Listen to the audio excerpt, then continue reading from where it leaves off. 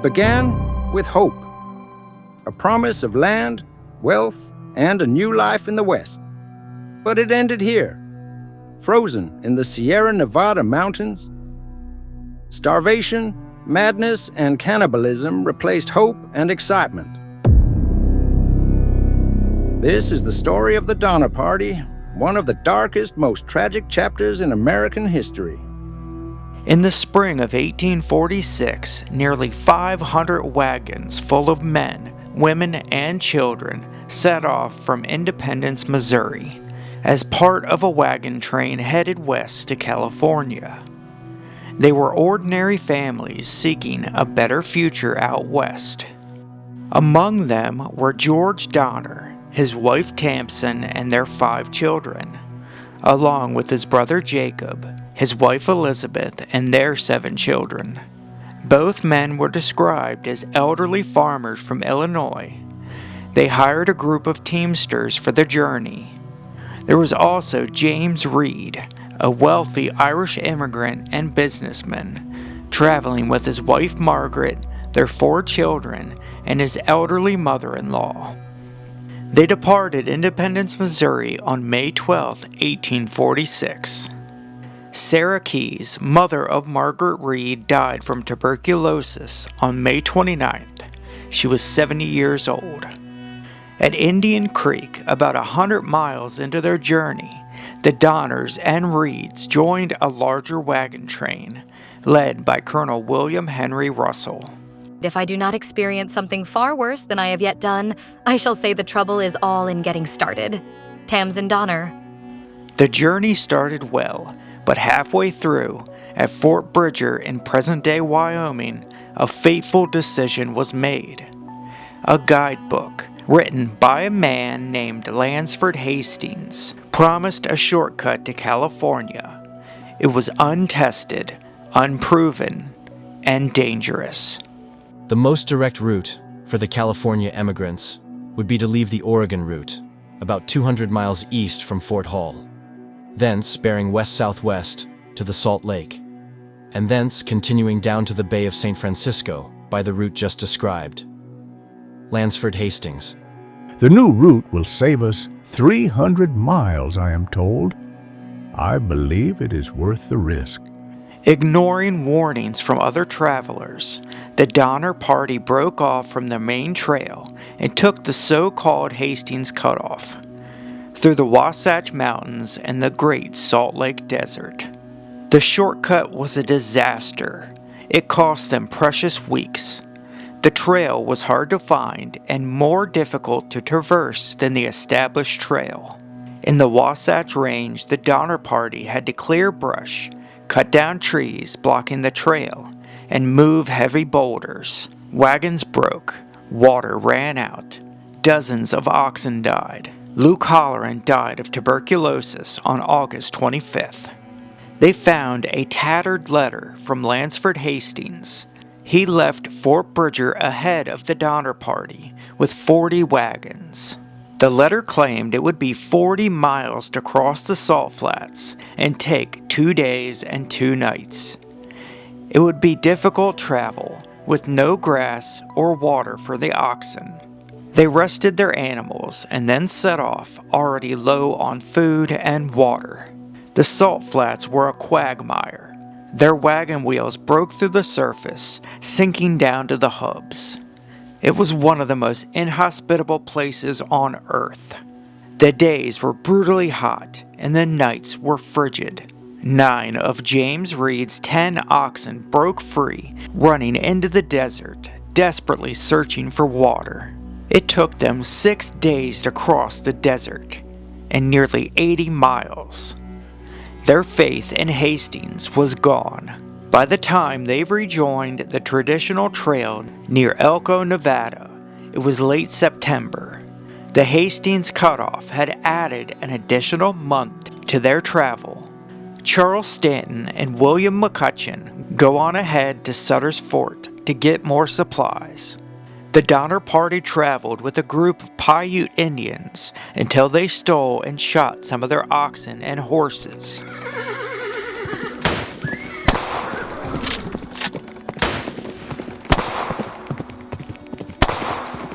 On October 6th, 2 wagons became entangled. John Snyder began beating the ox of one of Reed's teamsters.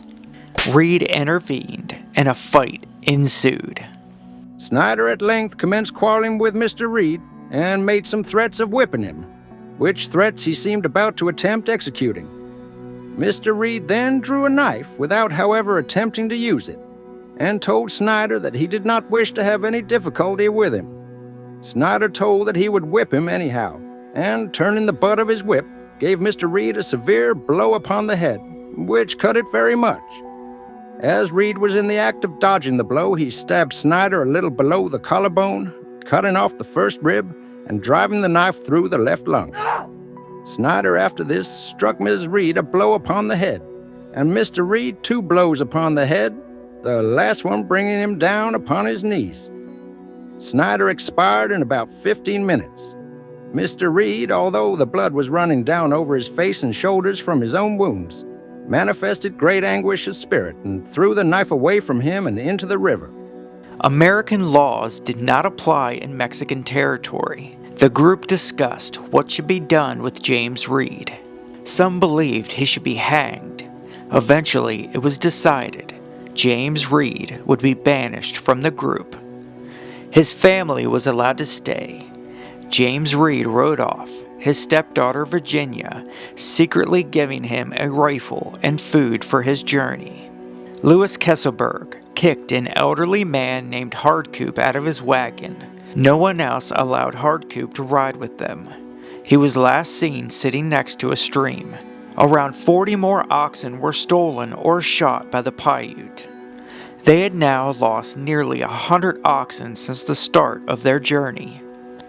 Around October 16th, the Donner Party reached the Truckee River. The weather was already cold, and thick clouds rolled in.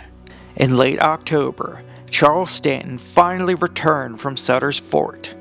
With him were 2 Native American guides, Louis and Salvador. Also 7 mules loaded with supplies. The group was told they had until the middle of November before the pass would be blocked by snow. On October 30th, an axle broke on George Donner's wagon.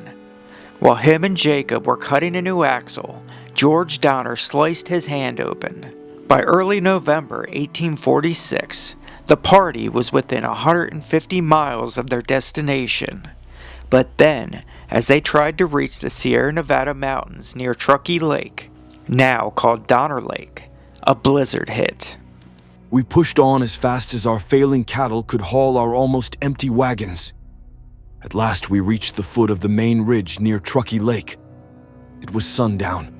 The weather was clear, but a large circle around the moon indicated an approaching storm, Patrick Breen. The snow came fast, and it did not stop. The Breens made it 3 miles from the summit and camped at a cabin that was built 2 years prior by another party. The pass was now blocked by 5-foot snowdrifts. We are now snowbound. The wagons are buried. The oxen are gone. We are trapped. With no way forward, the party made camp in makeshift cabins and tents between Alder Creek and Truckee Lake. 81 people were now stranded, men, women, and children. Food was running out. The nearest help was over the mountains, more than 100 miles away. 60 people were camped at Truckee Lake, 19 men, 12 women, and 29 children.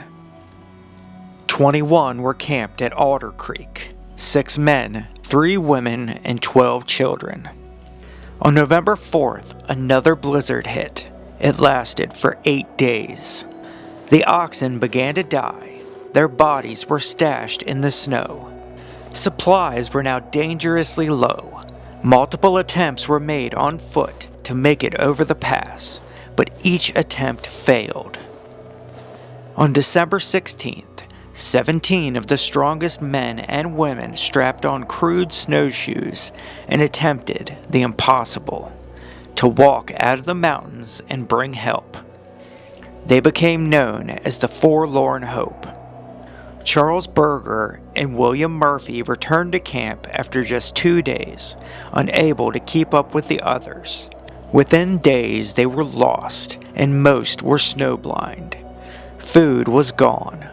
One man went mad and ran into the woods, never to return. Then, in desperation, they did the unthinkable.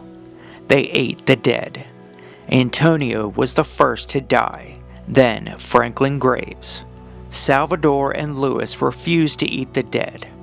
The group discussed murdering Lewis and Salvador for food.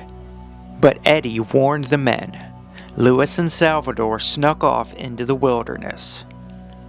After a few days, the group came across the men. They were near death. William Foster shot them both. Eventually, the group reached a Native American camp. The natives were horrified by the state of the travelers. They housed and fed them. William Eddy continued on, reaching a small settlement and raising the alarm. 7 survived, barely. It took 33 days, but help was finally on the way. As the forlorn hope struggled through the mountains, the people left behind at Donner Lake faced unrelenting snow and bitter cold. Food ran out. Ox hides were boiled into a kind of glue soup. They chewed leather, bark, and even boiled bones over and over, hoping for any trace of sustenance. May we with gods help spend the coming year better than the past, which we propose to do, if Almighty God will deliver us from our present dreadful situation. On February 18, 1847, more than 4 months after the first snowfall, a rescue party reached the camp. What they found was a nightmare. Cabins half buried in snow, and gaunt, hollow-eyed survivors. Are you men from California, or do you come from heaven, Mrs. Murphy?